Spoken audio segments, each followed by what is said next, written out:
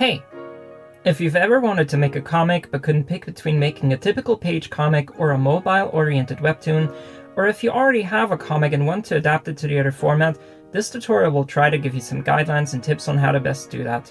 We'll be covering quite a few topics, and if you're only interested in a few of them, here's an overview of when in the video you'll find the start of each section. We'll be looking at creating the page, creating the panel base, creating dialogue, creating panels, the sketch, finishing your page artwork, exporting your page file, rearranging to Webtoon the basics, rearranging to Webtoon the details, and uploading to Webtoon. I'm currently working on the 4th chapter of my webcomic or webtoon, Weird Ox. Reformatting a comic isn't the easiest or most natural thing to do, so I've used different approaches. As a result, I've been able to figure out a process that works very well for me. It's not an end-all solution, it just works well for me personally. Your experience may differ, and I definitely recommend trying different approaches if mine doesn't work for you. What we are going to do, if we're going to follow my approach, is to first create our comic pages and then reformat them to Webtoon. The reason for it is simple. Pages are a more constricting format than the vertical scroll. An episode on Webtoon can be as long as you want it to be. However, a comic page can only fit so much content. It makes more sense to first stick to the tighter restrictions and then open yourself up. If you have already made a webtoon though, don't fret. Hopefully this tutorial will still provide you some good advice on how to optimize your reformatting process, or at the very least offer you a better process to follow for any future chapters of your comic. Step 1. Creating the page. Now, let's actually start by creating the file for the comic page. I would recommend already thinking about what size you want your comic printed at. While you can resize things later, you will ensure the best quality if you stick with the intended format all the way through. If you make a new file in Clip Studio, you can select the second button on top to create a comic page, and then select the number of useful presets. You could also select the third button if you want to have more influence over your options. Near the top right corner, you can select a unit, then set a custom format. Select custom border options and bleed options. What's bleed? It's a term for excess image data added beyond the intended format. Its purpose is to avoid wide edges in case the print format isn't precisely cropped. Though, for now, let's just go with the A4 color template. This is what it will look like. There are 3 rectangle guidelines. The innermost one is where you should draw your main page content. The second rectangle is the final page format. If you want to have art extend to that, you can fill it. However, I would not recommend adding any dialogue or important visual content in this section. The third rectangle would need to be filled for bleed if you add any art in the final format rectangle. For future reference, if you don't want to see these guidelines, simply go to View and deselect Crop Mark Default Border. Step 2. Creating the panel base. Next, let's make a frame size to the page content rectangle. Simply use the Frame Border tool to draw it up. You can already define what you want the border to look like, but if you're still figuring that out, you can just draw the border now and change its look later. To change the border, use the Object tool and select the border. Now you can adjust options such as the border color or thickness with the brush size option in the tool property window. Personally, I find the purple mask area view distracting that you get by default when making a frame border, so I always disable it. You can do this by selecting the layer with the border in the layer window and disabling the show mask area option. We will split up the big frame into smaller panels later. You can of course simply draw panels instead. Personally, I find it easier to keep a uniform look and distance between panels by dividing one big frame rather than pulling up individual panels. Step 3. Creating dialogue. The next step is to add the dialogue from a comic script to this page file. I do this before sketching the comic to ensure there is enough room for both the dialogue and the artwork. If I were to start sketching without already knowing how much space I need to leave for the text, I might end up having to cover parts of my drawing that I would want to stay clear. One important thing is to ensure that your dialogue is in a uniform size, except for special occasions. For example, whispered dialogue can be smaller, or screen dialogue can be bigger. You'll also want to make sure that it's big enough to be read easily. Different people have different preferences for how big that is. To figure out what works for you, print out a test page or simply refer to other comics as an example. Now, for editing the dialogue, I would recommend making a single sample text and copying it for each speech bubble on your page, even if you already know you want to increase the size later on. I find it easier to make the adjustments after I have added all the dialogue rather than as I am adding it. For example, if there are 5 speech bubbles on this page, I'll paste the sample text onto the page 5 times. And here's what a finished page dialogue might look like. A quick side note, you might notice that I'm using a custom font. It's based on my own handwriting, and if you want to set apart your comic from others, I would absolutely recommend making your own font as well. I used Calligrapher to do so, which is a very easy and powerful tool to use, and the base version of it is free. As you arrange your text, it's important to keep in mind not to add too much text for a single bubble. It's always good to split things up, especially if you can imagine your character making small pauses while speaking. Compare the two speech bubble arrangements here. The above is not as visually interesting as the bottom. The more visually interesting that even your dialogue is, the easier it can be for people to read. Step 4. Creating panels. Once you have all the dialogue in there, you can split up the big frame into panels. As mentioned before, the reason I do it this way is to keep a uniformly sized gutter, the space between panels. Start by selecting the Divide Frame Folder tool. You can set how big you want the gutter to be in the tool properties. Now simply drag the tool across your frame. If you hold down Shift, you can make sure that you are pulling up perfectly horizontal or vertical lines. Your page might look like this now. Step 5. The sketch. Now it's time to sketch. Don't be afraid to try a lot of different compositions, even if you divided things up differently in the previous step. Try to create good readability and flow to the page by rearranging dialogue in an orderly manner and work with the compositions and character action to match the flow. Here is the finished sketch for the dialogue I've previously placed. I've added some arrows to visualize what I mean by page flow. In the first panel, Sammy is looking to the right, which is also the direction the speech bubble is coming from. The composition of the background in the second panel leads directly to Dodger, the source of the speech bubble. Sammy is also still looking at him in this panel, so the viewer has multiple focal points leading straight to Dodger. For the third panel, I decided to open up the page and scrap the panel border. This is where bleed will come in. As you can see, I changed things around from a previous arrangement of the text and panels. Nothing is set in stone as you work in comics, and you may even change things after the sketching stage. These kinds of fluid compositions would be very difficult to achieve if you work on a webtoon first and then rearrange it to a page. Most webtoons only display 1 or 2 panels at once. On one page, you often have between 5 and 10 panels visible at once. I hope you are able to see why it's better to first plan your pages and then your vertical scroll version. Now there is an optional step you can take here. If you're new to the process of reworking pages into the vertical scroll format, it makes sense to take your finished sketch for the page and rework it. This way, you can move things around more easily and try different compositions for your artwork, without things needing to look polished and perfect right away. It will also help you figure out if there are any panels you might need to rearrange speech bubbles or artwork in. For some pages, this process isn't that important. The sample page we've worked with so far is one of those cases. It's pretty simple and unambitious. Step 6. Finishing your page artwork. For reference, this is what the final artwork for the sample page looks like.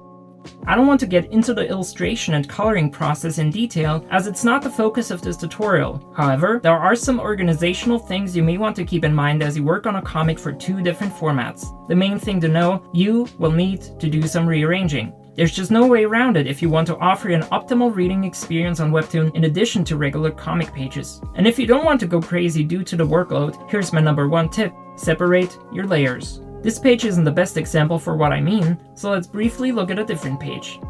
On the left is the page, on the right is a section of the Webtoon episode. The last panel of the page was intended as a big important splash panel that would surprise readers and include fun details. If you want a panel to have more impact in Webtoon, a good way to do so is to make it very tall. This way, readers will have to scroll for a longer time until they've read the entire panel. I'm only showing as much of the image as will fit on a typical phone screen. By constraining the dialogue to one phone screen before showing the rest of the scene, I create more of a surprise. The reader has a moment to wonder what could possibly be happening, and then they scroll down to see it's a paintball match. This was one of the cases where I adapted the page sketch for the Webtoon format before finalizing the artwork. I already knew that I would need to change the text layouts and even rearrange the position of Dodger and Sammy. Since I knew I needed to make more changes, I also knew that I had to go with a more special approach of drawing all of Sammy, even if Dodger is in front of her, drawing more of the background, and even drawing some of the other background elements on separate layers because it would make rearranging things easier later on. You can see me moving all these elements around to see how much of the background I actually filled out. out. This is of course an extreme example, and having to fill in backgrounds behind the characters will only occasionally be necessary. But even for something more simple, like our sample page, there are some things I would absolutely recommend you do. Create separate layers for different characters in a panel.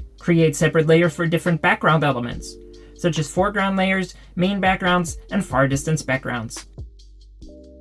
Always fill in the art behind where speech bubbles or any foreground panels are supposed to go.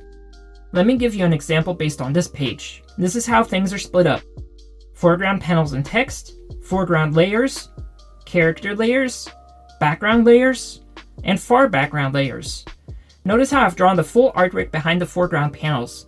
This was done because I can separate the foreground panels in the Webtoon version. However, I did not fill in the bottles behind Sammy's pan. It won't be necessary to move her around, so I didn't need to do so.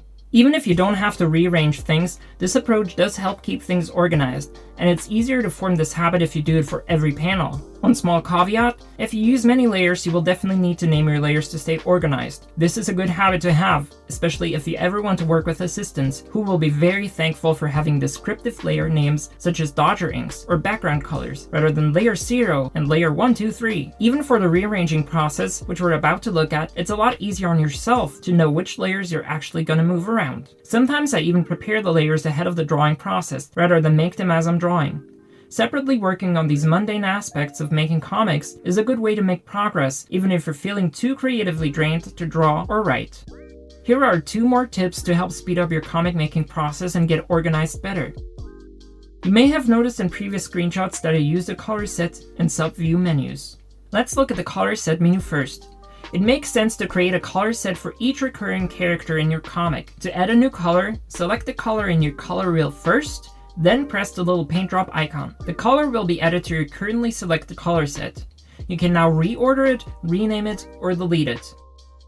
You can also make a new color set by clicking the little wrench icon up top. If you click Add New Settings, you will get a template color set that is full of empty colors. I personally prefer not having those, so I've deleted them and now duplicate existing color sets instead and rework those. Second, the sub-view menu. Here you can load reference images. If you have made character sheets of your comic's protagonist, are drawing a background from a photo, or just want to copy the colors of a finished comic page, this can help you always have a quick reference handy. Simply click the folder icon on the bottom and load any reference images you might want. You can select multiple ones at once and then cycle through them. If you are done with a reference, you can delete it. You can also zoom in and out, move through the image, or even rotate and mirror images. I personally like having the Switch to Eyedropper automatically option selected. To move the image, I now need to hold down the spacebar, but this way when I mouse over the image, I can immediately pick up any color from it. In a way, this is an alternative to the color set, but I like having both, especially since the color set is always more exact. Step 7. Exporting your page file. When you are done with the comic page, it makes sense to already export it before you move on. If you publish your comic in page form digitally and not just for print, you'll want to export it as an RGB JPEG file first. After you have done so, now you need to adjust your page file to CMYK. I won't go into detail explaining what CMYK is, there's plenty of good tutorials out there. But to just briefly explain it, it's a different way of mixing colors for print, additive, rather than for screens, subtractive. Some artists work in CMYK first, but since we intend to also publish the comic digitally in RGB, I would recommend working in RGB first and converting to CMYK only at this stage. If you use a lot of bright and vivid colors, especially greens, converting to CMYK will mean your colors are going to look different. So instead of just exporting straight to CMYK without any sort of quality control, let's take a look at what we can do to optimize the result. Start by selecting the View, Color Profile, Preview Settings option. This window will pop up. You can now select your intended color profile. Check with your printer service which color profile you should be using before moving on. You'll notice that the vivid green bland panel on the right or the paint splat in the bottom panel look a lot more dull now. This is why we're not exporting to CMYK right away. Let's look at the Rendering Intent drop-down menu. This offers a variety of options in which your colors can be converted from RGB to CMYK. It can be a good idea to go for the saturation option, especially for comics. I've selected it and you'll already notice an improvement in the way the page looks. While you won't be able to actually make the green more saturated, there is a limit to what standard CMYK colors can do, these options do change the contrast of your colors, and if you know your color theory, you know that more contrast can make things look more vivid. If you're unhappy with all 4 rendering intent options, you can also select the tonal correction checkmark and fine-tune the contrast on all 4 color plates: cyan, magenta, yellow, and ketone. I've made the greens look more teal by adjusting the values in the cyan section. Once you are happy with the result, make sure to select the Save on Canvas option. Otherwise, your adjustments won't actually be saved when you export the image. You may want to now save your Clip Studio file as a new file with a different name to signify that this is the CMYK version of your page. Otherwise, if you ever want to make a change, such as fixing a typo, you would have to redo the color adjustments. Finally, let's actually export the CMYK file. It's the same as the RGB version, except this time we'll select CMYK color in the expression color menu. Step 8. Rearranging to Webtoon. The basics. Now we're getting to the good part. The first thing you want to do is pull up a long vertical scroll format. Clip Studio Paint Pro has a maximum image height of 50,000 pixels. That's a lot. If I had an image that tall open in Photoshop, it would not just lag and crash my computer, it would probably murder me and my entire family in our sleep. But Clip Studio Paint is fast and zippy, even with these huge dimensions. Webtoon itself has a maximum of 800 by 1280 pixels per image file. An episode can be split into multiple image files. I would recommend making a new file in Clip Studio Paint that's 800 by 50,000 pixels, and then, after placing your panels, crop it down in height if you find that you don't need the full 50,000 pixels. Personally, I also like to go with the triple value of 2400 pixels in width rather than 800 pixels. If I add any new art or extend any panels for the Webtoon version of my comic, that way I already have it in a higher resolution should I ever need it, but this is of course optional.